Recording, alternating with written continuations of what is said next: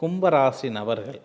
இந்த கும்பராசி நபர்கள் ஆண் பெண் இருவர் யாராக இருந்தாலும் சரி, அவங்களுக்கு எந்த வகையான பிரச்சனை வரும் அப்படின்னு கேட்டிங்கன்னா, சங்கடங்கள் குடும்பம் மூலமாக வரும், சச்சரவுகள் நண்பர்கள் மூலமாக வரும், பகைகள் பார்ட்னர் மூலமாக வரும்.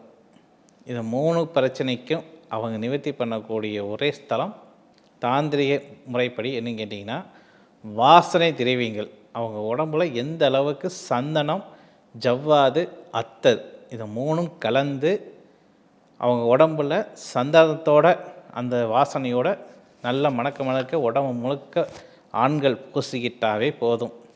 அவங்களுக்கு நான் சொல்லக்கூடிய 3 வகையான பிரச்சனைலேருந்து அவங்க விடுபட்டு வந்துடலாம். பெண்கள் என்ன பண்ணலாம்?